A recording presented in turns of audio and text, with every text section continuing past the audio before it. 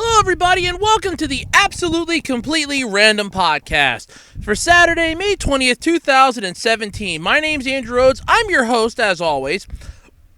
And this week, I got a lot of interesting topics to talk about. Like those stupid fidget spinners. Is the fad growing, or has it finally died off and is starting to slow down? On top of that, I'm also going to be talking about 1 in 4 anime studios that are in the red, according to reports, which is never a good sign to hear. Get Out's Jordan Peele will not direct the live-action Akira movie. I'm sorry, I'll explain that why later. Fairy Tail's creator has plans for franchise after the manga series ends, which I had talked about last week. I'm going to be talking about the Golden Girls Clue game. That's right. Clue's getting a new competitor. Oh, God, no. Then, have you ever wanted to work for Hayao Miyazaki? Well, if you do, good news. He's hiring. Of course, you got to speak Japanese, but that's just a one bad thing. And I might have a few other things, but before all that, you know the drill, like every week. A-Roads 2012 on eBay. I am putting up new stuff. I am trying to keep the stuff fresh, so don't shoot me if it still looks like it's the same old stuff. I'm limited by the amount of time that I have to do stuff, and it's not really my fault, per se. I get pretty much losing tracks of time because I end up getting involved in something, or I end up getting into something, and I just completely space out and forget. So, yeah, check it out. A-Roads 2012 on eBay. You can also follow me on Twitter at Otaku Roads. So, here's a little weekly update of yours truly. Work is going well. In fact, I get to go back in tomorrow morning. That's right, I get to go to work on a Sunday. So, the podcast is going to be uploaded. I'm going to try to upload it tonight. If not, it's going to be uploaded a little bit later than it normally is. Normally, I try to upload it like Sunday morning before 10 o'clock. Worst case scenario might be late Sunday morning, early Sunday afternoon. So, yeah, unfortunately, there's nothing I can do about it. But there is that. Otherwise, things are going well. Found out that my one manager is expecting a little baby. And that's, really good news. I feel really, glad for her. That's really good news. I think she'll be a good mom. I mean, you don't really know if you're going to be a good parent until you actually become a parent. It's just one of those things. But, I'm looking, she's 5 months along. I only found out about it. I really want to say yesterday because I overheard another manager talking about it, and I kind of just pieced it together myself. But anyway, she officially told me and my supervisor this morning, so, congrats to her. Congratulations. Seriously, congratulations, Look forward to having a little bundle of joy. Just please don't name it after me. That's all I ask. But anyway, yeah, things are going pretty good. Everything's great and all. So that's that. It's time to get into the podcast, like always. And let's start off with these goddamn fidget spinners. Now, I'm not one to ever say that fads are a bad thing. You will never hear those words come out of my mouth. Fads are just that. They're fads. They're here one day, gone the next. In this case, it's stuff that's here for a few months and then gone. Fidget spinners, on the other hand, seem to have been a weird fad, and I want to say that. Like, tech decks were the in thing in the late 90s. Now it's the fidget spinners. Stores can't seem to keep them in stock. But yeah, what's hilarious is that now we have an entire wheelbarrow full of them at work. And it's kind of like, oh, so is the fad dead? No. Oh, really? The fad's not dead yet? We have an entire wheelbarrow full of them at work, and the fad isn't dead yet. Really? Okay. I'll believe that when I see it. But anyway, the prices are higher than a pothead at a Grateful Dead concert, and they're rarer than the Holy Grail. And I did an Andrew Rant video on this, and I uploaded that earlier this week. I mean, fidget spinners just, to me, seem like one of those weird oddities that just don't do well in stores. I mean, okay, let me rephrase that. They do well. I mean, hell, stores can't keep them in stock. But it's just one of those, it's idiotic. This is my mom put it. It's idiotic. Why are these people spending thousands upon thousands of dollars buying these things up in bulk. And for what purpose? They're like a stress reliever. It's like a concentrator, help focus. Yet schools are banning them. They have articles out that say that they don't help with ADHD, which is what they're supposedly to do. So it's like, so what exactly is the point of these things? I really have no idea. But the thing is that when you're seeing them up on eBay for like $8, and your local convenience store is selling them for originally $10.99 one time, then gets another shipment in and sells them for $7.99, you know the fad's either going downhill, that he wants to get rid of what he has, and that so does the regular consumer, or, okay, they're growing so fast that I can drop the price a couple dollars and still make profit. So I don't really know, per se, what the deal is, but all I know is that these things don't seem to be as popular as they were, like, let's say, a couple months ago. A couple months ago, you could have sold one of these on eBay and probably got a couple $1,000s for it, depending on which type, though. I mean, you just can't get one of those generic ones right off the shelf and expect it to sell for a couple $1,000s. In all honesty, you'd be looking at maybe like $15 to $18 there if you're lucky. Otherwise, yeah, forget it. You're not getting a couple $1,000s for a generic spinner. Now, if you have like one of those diamond ones, I could see 15 grand for that. But those are rare, very hard to find. They're very expensive if you do find them. So it's just one of those, it's a damned if you do, damned if you don't sort of thing. But I'm just trying to figure out how, I mean, I know it's a fad. I mean, Tech Decks were a fad, Pogs were a fad. Oh, God, Tamagotchi were a fad. I remember when there were Tamagotchis everywhere. And yes, if you're wondering, I grew up in the 90s, so I know, like, Tech Decks were huge when I was in school. So when I finally got my hands on one, the fad died like a week later. Tamagotchis, never got my hands on one, except for those keychain ones that McDonald's gave out. But once people started getting those like crazy, they were done. The original Pokemon keychains were a fad. Then they kind of died off. Ad infinitum, so on and so forth. So it's just one of those, it's an oddity, but the question is it an oddity that sells extremely well, or is it an oddity that we know is selling extremely well? And that's just what I can't figure out. I mean, my mom, for starters, doesn't understand why they're so damn popular as it is. And I believe her. I mean, I can't understand what the big deal is, but I mean, if it comes to the point where I'm trying to find one, I think that's either, okay, it's a fad, I want in on it, or let's see if I can find one really, really, really, really cheap, which is what I'm trying to do. But you never know. Yeah, I can never find one that I like anyway. I mean, I want a bright yellow one if I do get one, but yeah. So anyway, that's pretty much the entirety on that. So I'm just wondering if it's growing or if it's finally dying. I mean, because I'm seeing them everywhere.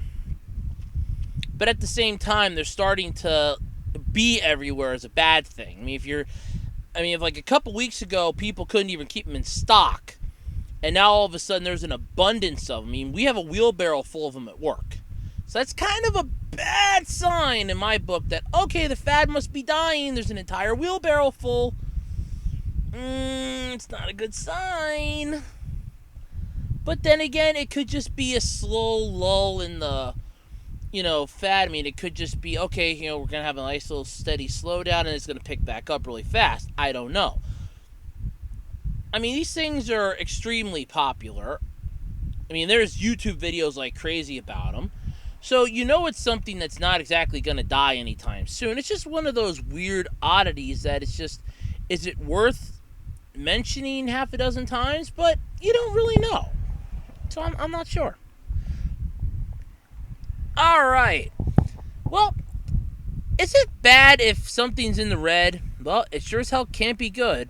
And in an article published by Otaku USA, 1 in 4 anime studios is apparently in the red. That's not good. Despite a rise in the number of anime titles and overall industry profits, 1 out of 4 anime studios is experiencing net losses, according to a Japanese television report. Oh, of course, so we're just gonna trust Japanese TV. But yeah, they give us Super Sentai. So let's see what they got to say. So here's the deal.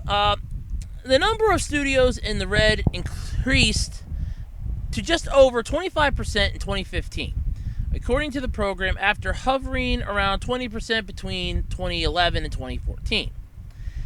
The episode also featured residents of the Tokyo Animator Dormitory, who spoke to host Nakoi Matayoshi about the financial problems faced by young animators.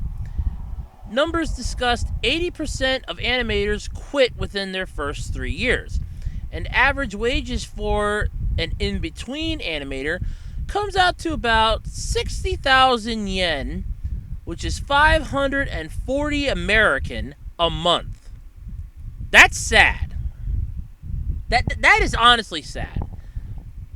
$540 a month to create. Okay, that's kind of sad. Perhaps the most explosive number, animator Tetsuya Akutsuki revealed he had once spent 5 hours on a frame for which he was paid 200 yen, which is under $2 American. And I've discussed this multiple times. It's just one of these, animators get paid diddly shit. They sort of remind me of those Chinese sweatshop labor kids that are making shoes for pennies on the dollar. These animators, they're spending their lives making something that they're hardly going to see a cent from. Because where does the money go from the anime titles that you buy? It goes back to the publishers. It goes back to the studio that distributed it. The distribution centers that have it, they get a small cut of it. By the time it gets back to the animators, it's small peanuts. Literally, compared to what they normally have, it is peanuts. And they're getting paid 60,000, just about 60,000 yen a month, which is $540. And that's sad. I mean, you're creating something that everyone around the world is seeing. Now, of course, this is, like 2 years ago, 2015, it was over 25%. I mean, now has that gone up or down? Because remember, we've had a few changes in the anime industry since then. The advent of that Japanese task force that travels the net and deletes online torrent sites is one. Illegal streaming sites is another. The fact that a major anime torrent site was shut down just a few weeks ago that literally fed the hub for thousands of other ones. So that would bring profit back into it, if you ask me, because now if they want it, they got to go out and buy it. Or steal it. I mean, I don't know how their minds work. But you have that. So, I mean, this isn't something that, in my opinion, is going to balance itself out with the world. It's one of those things that it's definitely strange, yet at the same time, it's not exactly a good thing to know.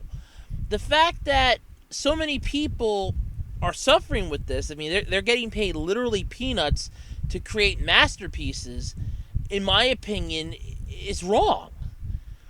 I mean, there are kids in China that are sewing shoes together that are getting paid literally pennies on the dollar. And their lives are horrible. Yet, let's go to Japan, the land of the rising sun, and their animators are getting paid, if you base it upon, let's say, a high school or a college graduate, okay, sure, they're getting $540 a month. But now let's factor in all their utilities, all their bills. They're lucky if they're breaking even. And like I said, that's just horrible. I mean, no wonder the population was decreasing in Japan for the longest time. Why would you want to bring more people into a country that can barely afford to pay, people as it is? I mean, I'm not saying that an office worker is going to be, making less than this. I don't know that. I can't speculate on that. But it's just odd to me that you have this entirety of information out there and nothing's been done to try to fix this. I mean, equal rights for animators, for assistants, shit like that. I mean, come on, they need something. This is just horrible, in my opinion. They're getting royally screwed here. So that's bringing a lot of those anime studios into the red, which is not a good thing. Young animators, they're continuing to struggle, so you're losing the younger crowd because they can't get paid. And you want the younger crowd because eventually the older ones are going to die off. I mean, let's face it, you can't have somebody that's in their 90s pulling a 3-day bender to draw out an entire anime frame by frame. They're 90, for God's sake. They're not going to be able to keep doing that shit. You're going to want the younger ones in. But if you can't pay the younger ones enough so that they can keep their heads above water, and I'm not even thinking that, okay, they're probably like spending their money on like parties, that they're going out and they're like drinking money and they're getting this and that. I'm going with, let's say one's just paying their actual bills. They have to pay their bills. They need to make enough to keep their bills paid, to keep the lights on, to keep their heads, out of the cold and inside of something with a roof over it. I mean, it's just sad. And nothing's being done about it. I'm really, really saddened by that. But, I mean, it's just, it never gets any better. And the floodgates just keep coming from this. Because I know a couple weeks ago I talked about it. And the floodgates for this just keep coming out. I mean, the gate just keeps getting raised higher and higher. And more information on this is coming out. I mean, you've had actual animators that do huge named anime series. They're coming out and they're going, oh God, we're getting paid peanuts. You have ones that have been doing this for like X amount of years and they're coming out and saying, oh, I'm getting paid diddly shit. Now, whether or not it's true from their standpoint, you don't know, but you can't, I mean, let's face it, they're not lying about this. I doubt highly they're lying. Are they fudging some of the numbers a bit? Possibly. But it could also be the reports could be fudging some of the numbers, because remember, we do have a mistranslation, and there is also the currency exchange rate, which does change day by day. But still, it's just horrible that they're getting paid literally peanuts to create masterpieces of art. I mean, that's just, it's sad to me, really. I mean, it's horrible if you think about it, and it really upsets me. I mean, I'm an anime fan, and to know that something that I love is basically causing one person to hope and pray, can I afford a meal today? That's sad. I mean, I want to watch an anime series. I want to enjoy it. I want to watch this and go, I hope that person that created this is at least getting something for their trouble. I would hate to be responsible for them not getting any money for food. I mean, something's got to be done about it. Maybe it will in the next couple of years. Maybe they'll finally unionize or something. I don't know, but something's got to be done about this, because it's just going to get worse before it gets any better. All right. Who out there remembers me talking about the live-action Akira movie? Who out there remembers that I constantly bitch about live-action anime adaptations? Who out there knows who Jordan Peele is? Well, if you know the last one, bad news, I'm afraid. He is not going to be directing the live-action Akira movie. He wants to focus on original projects, according to this. Or he or she. I really should say he or she, because I don't know if it's a guy or a girl. So, because it is technically. But it does say his in this, so it could be. Is a he? I don't know. I'm not being judgmental about it. So, I just want to get that out there. But anyway. Here's the entire deal. Jordan Peele, the comedian and actor who made his directorial debut with the year's hit Get Out, will not direct the live-action Akira film. The filmmaker had reportedly been in talks to helm the film. Peele told William, I know I'm going to screw this name up, Bibbiani? I can't pronounce that. It's Bibbiani. I do apologize for that. If I mispronounced it, by the way, if you do listen, whoever this is, William, whoever you are, if I mispronounced your last name, I do apologize. At Blumhouse, and I quote, I think I could do it. if the story justifies it. Akira is one of my favorite movies, and I think obviously the story justifies as big budget as you can possibly dream of, or as big a budget as you could possibly dream of. But the real question for me is, do I want to do pre-existing material, or do I want to do original content? At the end of the day, I want to do original stuff, which isn't a bad thing. I mean, first off, let me explain this again. Live action anime adaptations never go well. Example, Dragon Ball Evolution, Attack on Titan. There's even a more recent one, and the name escapes me right now. I mean, Rurouni Kenshin did well because it basically was a samurai film. And let's face it, besides Godzilla movies, the Japanese know how to do samurai flicks. Literally, they know how to do samurai flicks. And I don't mean that to sound insensitive, it's true. They can do samurai flicks extremely well. They can do Godzilla movies extremely well. But we need to stop doing live-action anime adaptations. They are literally a hit and miss, with a majority of them being in the miss category. Okay, Ghost in the Shell, that's what it was. I actually just thought of it. You had Ghost in the Shell, which was a flop. But like I said about that a couple podcasts ago, it really didn't help that you had the entire backlash of Scarlett Johansson being in that Hollywood whitewashing BS that was going on. That tainted the movie before it even came out.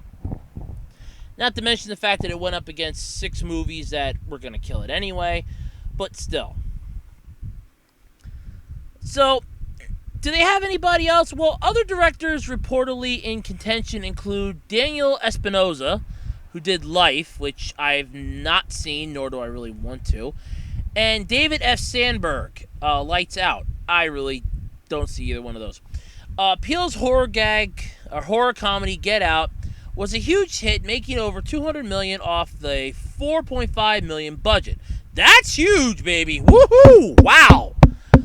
So it's little wonder he was being considered for Akira. But considering how long it's been in development hell and how poorly Ghost in the Shell did at the box office, we think he's making the right decision here. Yeah, I'm not really going to deny that. I mean, no offense, nobody should ever touch a live-action adaptation of an anime series. Unless you're going to do it justice, and the only way to do it justice is a completely original story with it. There is no argument on that. There's no middle ground on this. If you're going to do an honest-to-God live-action adaptation of an anime, you have to do original. You just use the characters and the thing from the manga and the anime series as a template. Don't take it as gospel truth. Use it as a template. Make sure you have the characters that are subsequent to the story. An example, with Dragon Ball Evolution, you should have had Krillin. Just throwing that out there. So have them that are integral to the story. Don't leave a character out. If they're a main character, don't leave them the hell out. Second, don't take it word for word exactly what they did. Nobody wants to see that. If you want to come up with an original concept. Because all you're basically doing is taking a series that's already aired. People have already watched their favorite parts of it, God knows how many times. And all you're basically doing is going, yeah, this is what my movie's going to be. And all it's basically is a rehash of what they've already seen 6,000 times. And they're not really going to be that interested in it. Oh, it's live action. Oh, it's CGI. Yeah, so was The Last Airbender. And we all know how well M. Night Shyamalan Ding Dong's movie there did, huh? They filmed part of that in Reading, Pennsylvania, and that didn't even help it. I mean, the people of Reading were pissed when they finally saw that movie. They thought, I mean, you thought the Charlie Brown Christmas tree was bad. Whoo, boy! They weren't too pleased when they saw the final take of that movie. So yeah, that entire concept. But like I said, if you want to do a live-action movie, don't do word for word what the manga or the anime series did. Create an original story for it, utilizing the characters. I mean, have it that they all meet up or something. If you want to have an introduction, but have it be like an original story. I mean, Dragon Ball did it. They actually did it two ways. They introduced the characters two ways.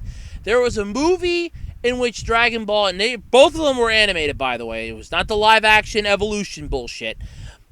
Dragon Ball had a movie that basically introduced all the characters and introduced, the ways that they did it differently than the anime series did. And that's what you need if you want to do a live action movie. You don't just do, I'm just going to do a word for word, shot for shot remake of the original, like, let's say, 10 episodes of an anime series, or the first 100 chapters of a manga. You don't do that. All you're basically doing at that point is pissing off anybody that's going to see this. Because you're rehashing it, and you're rehashing it in such a piss poor way that they're not going to enjoy it. I mean, I think in Dragon Ball Evolution's case, and I know I keep harping on that, but that movie just sucked so bad. What they could have done, besides the fact that they royally screwed the pooch on 90% of that movie, by the way. I mean, they didn't even look at the original material for it. They could have gone a different route by having, let's say Goku finding Krillin and the two of them competing to see, which one of them could be trained by Master Roshi. And just seeing that, and then having them kind of grow into that, having kids and doing that. That would be staying close to the original without being exactly like the original. I mean, okay, sure. Granted, that's sort of what happened, but at the same time, you could have it that they're each getting older while they're training. That's different than what happened, because they didn't see each other when Goku changed and became teenage Goku or adult Goku. You could have had that, then introduce Piccolo, have Krillin die, and then use the Dragon Balls to bring back all those that Piccolo killed. That would have been more entertaining than that piece of garbage that we got. I'm just throwing that out there, for the hell of it. But anyway, like I said, Jordan Peele's done off of Akira. So it's going back into development hell. I'm really sorry for Akira at this point. I feel bad for it, but hey, it's better to be there. In all honesty, it's better to be in development hell than to be out on the big screen and be a flop. I'm sorry, it really is. Alright, I know last week I talked about Fairy Tail coming to an end. Well, the creator has plans for the franchise after the manga series ends. Now, the manga series has about 2 volumes to go, about 10 chapters, I believe, at least 10 chapters left, according to an article I read this morning. So, I know a lot of you are bummed out about this, but it's coming to an end. All good things got to come to an end. But Hiro Mashime has good news. The mangaka tweeted on May 18th that he has lots of plans for the fantasy franchise. The full tweet reads, "Even if the original is coming to an end, that doesn't mean Fairy Tail is over yet. I have a lot of plans, so please look forward to them." So it's not really bad. Last week it was announced that it was going to end. Let's see here. It's been running since 2006. It will be coming to an end in 2 more volumes, ultimately bringing it to 63 volumes in total. So Mashimi also announced he is working on a new project unrelated to Fairy Tail. So you definitely have a lot more stuff coming out from him. He knows that he made a huge hit. Fairy Tail was huge. No one will deny that. 63 volumes is not something to laugh at. You make 63 volumes of anything manga related, that is not something to laugh at. That is an honest to God, oh shit, I did good moment. That is a holy Christ, I really did good moment. That's not so I just miraculously, no. That's a you did very good moment. That means that there are a lot of people interested in it. That means that you definitely brought a lot to the table. Run with that. Use your experience with this. Run with that. The next thing's probably going to be even better. I mean, okay, we got Boruto, though, took over for Naruto. So you're wondering how much better could that be? Well, we don't know what the next fairy tale thing is going to be. I mean, the next fairy tale thing could be huge. Or whatever's next in the franchise could be huge. I mean, are Natsu and what the hell is her name? God, Lucy. I think that's what her name is. Lucy, the blonde with the cross on her shirt, like the blue cross on her shirt. I think her name's Lucy. Anyway, are they gonna get together? Maybe it's gonna be the next generation, like down the line. I don't know. I mean, okay, sure, that would be kind of taking over the Naruto step there and kind of half-assing it. But if it's their own standalone stories, it's not too bad.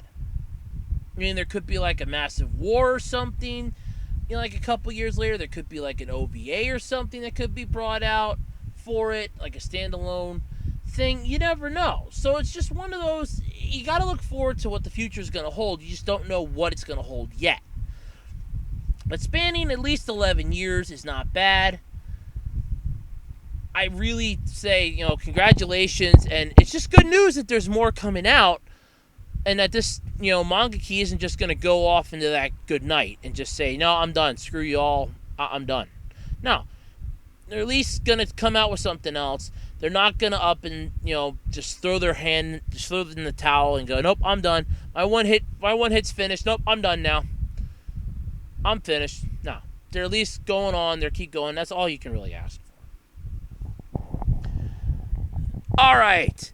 Thank you for being my friends, for traveling down this road and back again. And if you didn't know what this song is from, well, it's the Golden Girls theme song. Now, I grew up with the Golden Girls. Unfortunately, I was forced to watch it. Well, I shouldn't really say forced. It's when your grandmother's in charge of the TV, she wants to watch the Golden Girls. So it's either you watch the Golden Girls or you do something else. And if it's raining outside, you're not going outside. If you can't play with your action figures because you make too much noise, you can't play with your action figures. So it's either, if you want to watch TV, it's either Golden Girls or Golden Girls. So I know the Golden Girls: Blanche, Dorothy, Rose, and Sophia. I know how the series ends. I know about the spinoff, The Golden Palace. I personally, and I do mean personally, got tired of it after a while. But what could possibly bring this franchise back from the dead? Well, first it was Lego, and now Clue. The Golden Girls are taking over.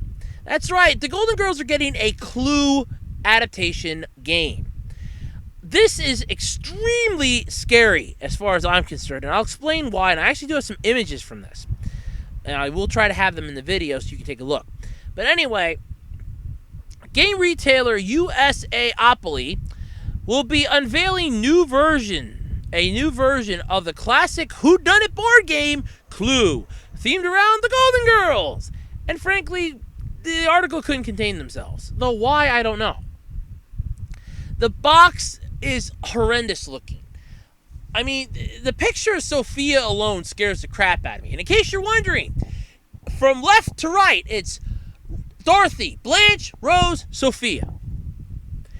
And it is just the ugliest thing in the world. And I'm going by my left. So, like, if you're looking at it, your left is where Dorothy is and your right is where Sophia is. It is just the ugliest cover of a thing I've ever seen. I mean, in all honesty, I can definitely say they got B. Arthur's face right. As far as Blanche and Rose, they look similar to the show, but just a little younger than they did in the show. And Sophia basically looks like death warmed over. So I don't really know how to go about that. But there's more to this. Players can choose their favorite gal from one of 6 board game pieces. Yeah, all right. And then compete to uncover the mystery of who ate the last piece of cheesecake. In case you're wondering, that's what they used to sit in the kitchen and eat whenever they were having problems at like 2 in the morning. Yeah, okay. What item did they accidentally leave as evidence, and where did they do it? So it's basically Clue, like Colonel Mustard in the library with the wrench. In this case, it would be Rose in the garage, and I'm guessing with the lanai chair. Ugh. Yeah, see this being a hit at parties.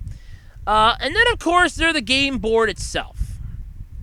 You have, it resembles the ladies' Florida bungalow, including Sophia's bedroom, Rose's bedroom, the lanai, the garage, Blanche's bedroom, Dorothy's room. Yeah, you get the whole gist here. And you have the evidence. It's their iconic lounge chair, some serious 80s hairspray. I think there's like a thing of lipstick. I think Sophia's purse is one of them. It's just, ugh. Don't get me wrong. I like Clue adaptations and stuff if it's done well. There's really nothing wrong with coming up with a version of Clue. It's the iconic board game that basically lends itself to become an adaptation of really anything. I mean, you could have a Dragon Ball Z Clue game. You know, find out who stole the Dragon Balls. You know, what evidence they leave behind, like a scouter, or a power pole, or a training suit, a dirty magazine, sunglasses, what have you, and they just basically have like X amount of characters. Now, the game, though, this game itself, please do not take my idea for that. I think we've had enough Clue adaptations out there. But anyway, this game itself isn't officially for sale just yet. USAopoly notes that it's coming soon. And you can bet that the article people that wrote this are going to be the first one in line when it arrives. I'm going to be so far at the tail end of it because I just want to get into the store and do regular shopping, not buy a damn board game. I have nobody to play with anyway, but still.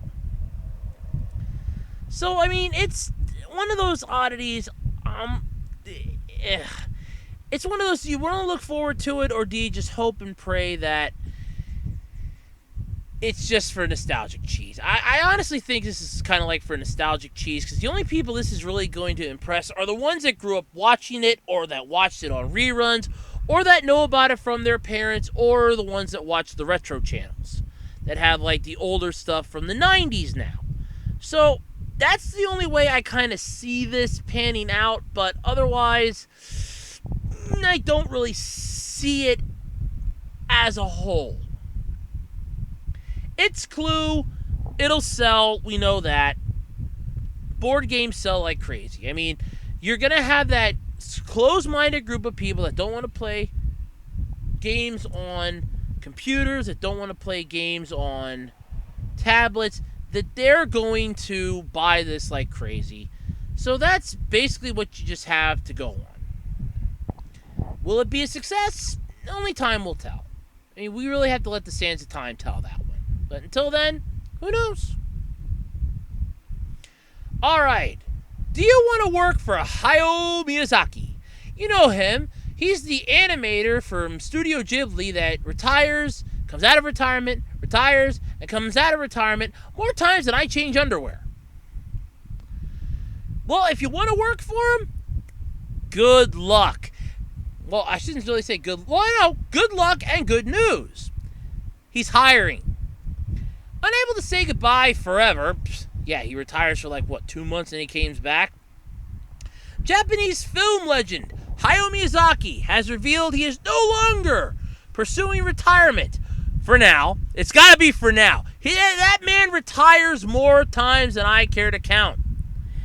And is in fact returning one last time, so he says, to the silver screen for a final feature-length animated movie. Again, so he says. Let's keep in mind, he's been saying this for how many years now? I've got one more movie in me. I'm going to make one more movie. He's almost like the uncle from Jackie Chan Adventures. One more thing. I'm going to be back. And one more thing. I'm going to make another movie. And one more thing. I'm going to retire. One more thing. I'm out of retirement. That's basically what he's been lately. After the creation of Boro the Caterpillar, which I'm not getting into that again, Studio Ghibli made a statement saying that Miyazaki is bringing his talents back for no other reason than he had found a subject worthy of making.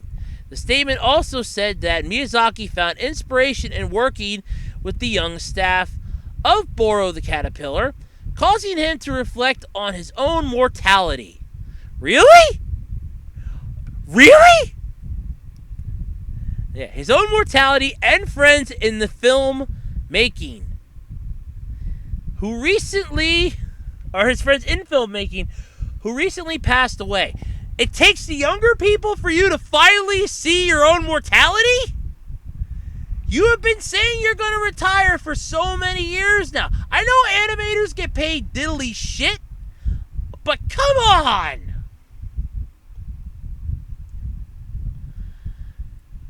After turning 76 earlier this year, the studio has reaffirmed that this film will indeed be Miyazaki's last. My guess is that it's going to be his last until they need another cash cow because they're in the red, and they're going to come to him and go like The Godfather, and they're just going to come in and go, Don Miyazaki, we need you to come back. We need another movie from you. Warner Brothers is kicking our ass. And Miyazaki will look at them and go, kiss my ring. I come back. And next thing you know, he'll be out of retirement again. So Studio Ghibli has ensured that they are going all out for Miyazaki's final film, which I have to admit, it had better be damn good. If this is actually going to be his swan song, his farewell, his Rachmaninoff's third, it had better be damn good. I mean, don't half-ass this now. It had better be damn good. And I'm dead serious, though. Don't half-ass this. But anyway, they posted a job ad to artists from all over the world to work in Tokyo for Miyazaki's crew. Applicants must be over the age of 18, no shit there, with a full understanding of Japanese. Damn it, I'm out. I can understand it to a point. I can't speak it or understand it fluently. Damn it, I'm out. The job is a 3-year contract starting October 1st of this year and will pay 200,000 yen monthly. Just under 1,800 USD. With additional biannual bonuses.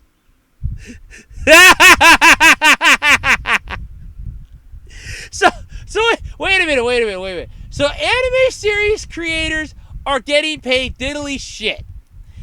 Yet Miyazaki's gonna come out of retirement for one last swan song, one last grasp at the pen, and Ghibli wants to piss their entire wad on it.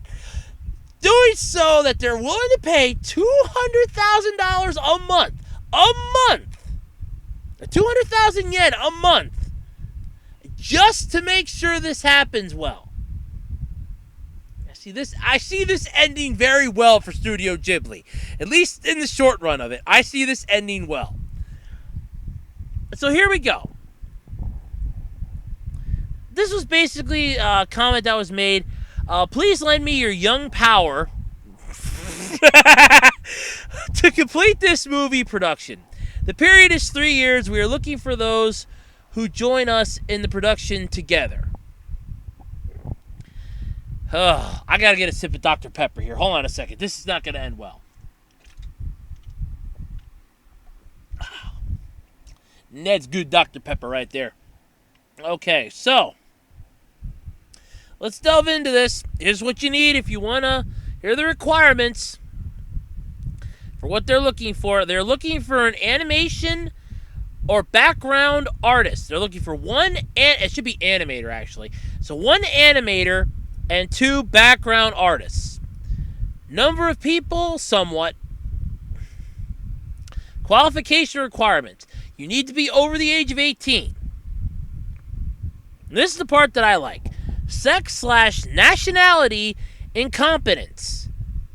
However, there must be Japanese ability necessary for production. So in other words, you don't have to be Asian. You can go there and you can apply for the job. Well, yeah, you can't go in person. I know there's a part further down. You cannot go in person. So, either way, it's still not too bad. But they won't turn you away by race or sex, which is a good thing. Now, that shows that they're showing equality. Japanese are doing it better than the U.S., I guess. Even those who work in the animation industry at the time of entry are acceptable. We do not ask business experience, but after assuming the training period, 6 months, we will assume that will participate in production after reaching a certain level. We are assuming newcomers. It's a lot of assuming, which is a lot of making asses out of me and you. But I digress. Let's get more into this. Employment status is contract employee. Expected date to join the company is October 1st of this year, and 3 years from that date is the contract period. So you basically have till October 1st of 2020. Hey, that's nice. As a rule, there is no employment agreement that specifies the period for new feature animation movie production. An extension of the contract period and change to employment without the fixed period of time in principle. So in other words, they could cut your ass early or say, well, production fell behind, we're going to need you for like another 6 years. Just to keep Miyazaki chained to that desk. I have a water, please. Back to work! Yes. Faster! Faster! I don't mean to sound it that way, but, I mean, let's think about it. You don't really want the guy to retire, yet you want him to retire. So the best way to do that might be to keep the whole thing going for like a few more years. But anyway, at least 3 years, so you got until 2020 if you get the job. They could extend it or just completely yank it. There's nothing more you can do.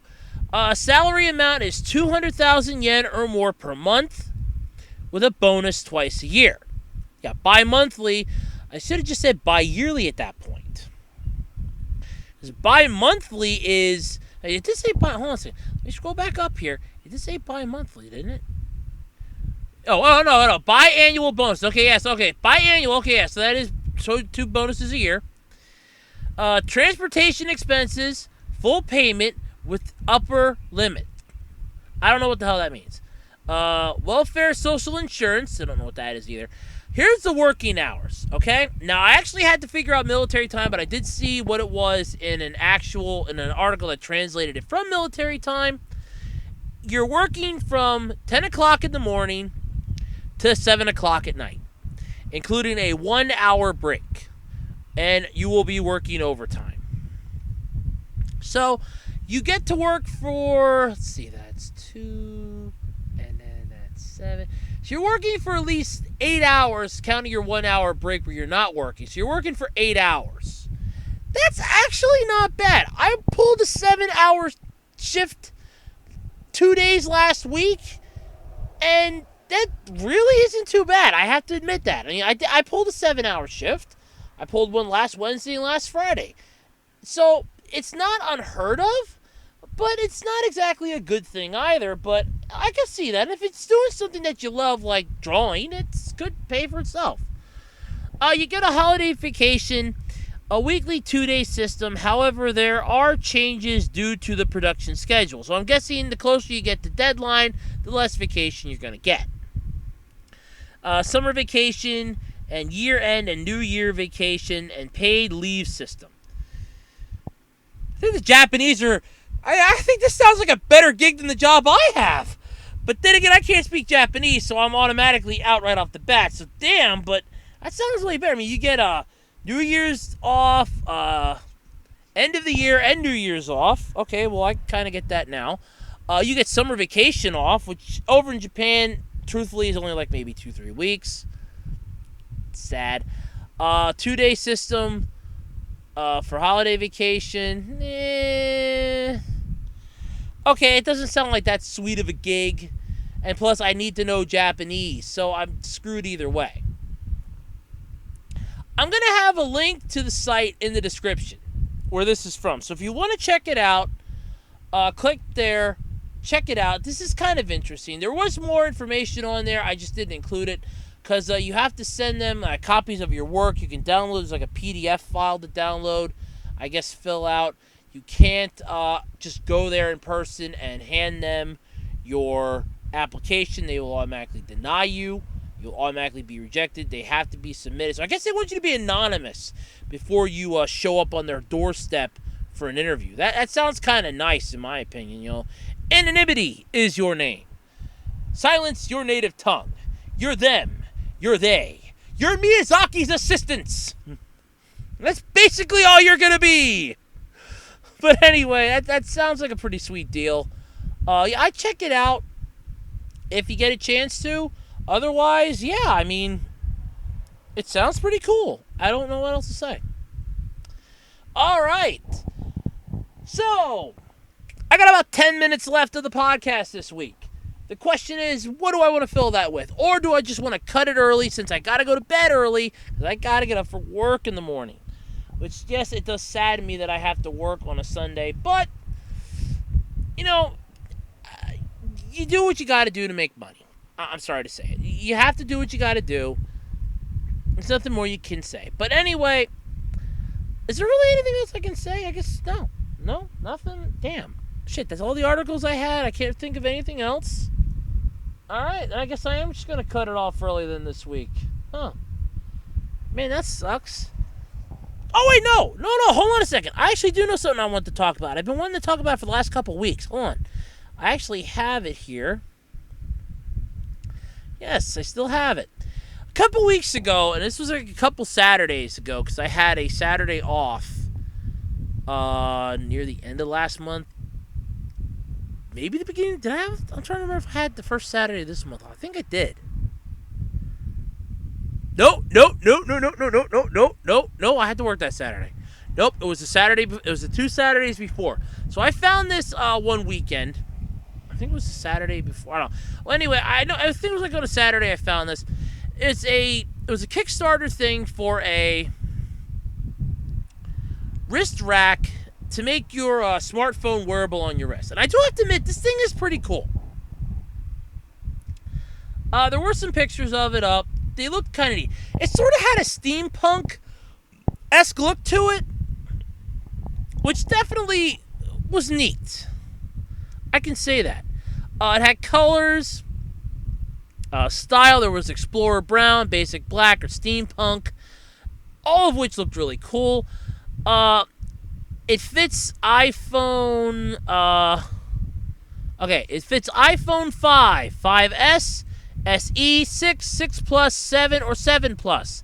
It fits LG G4 or a Samsung S5, S6, or S7. If you had one of those phones, you could proceed on the Kickstarter, I guess, to place an order. This thing looked really cool. I will admit that. Having the ability to wear your phone on your wrist, I think, is definitely technology that we're getting close to. I mean, people's entire lives are on their phone. Hell, those things are about as powerful as computers now.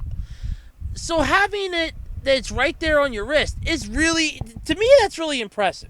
Because, I mean, you can just sit there now and just tap away on your wrist. Like, yeah. No, I'm listening. What am I doing? I'm sending a text. Have to put up with this stupid person for another 10 minutes. Oh, I'm sorry. Was I insulting you? Oh, send. I mean, that's the only real problem I could see. But anyway, I mean, they look really cool. Now, if only somebody would invent something like that for us with older phones like me. I mean, I still have a flip phone. I'm not high tech. I don't go for smartphones. I don't have a tablet phone. I have a tablet, but I don't have a tablet phone. So, I kind of go with old school technology. So for me, old school technology is flip phone. Flip phone, flip phone. That's what I have. So it'd be nice if I could have something that would at least, work for that I could slip that like on my wrist. That would be pretty cool. Of course, though, I would run the risk of possibly breaking it, scratching it, or damaging it. But then if you put like a protective case around it, it'd be pretty cool. I don't know what this has to like protect it, but either way, it really wasn't too bad, and it looked really impressive. So if you get a chance, I don't know if it's still up yet on Kickstarter. Like I said, this was a couple weeks ago, or at least a few weeks ago.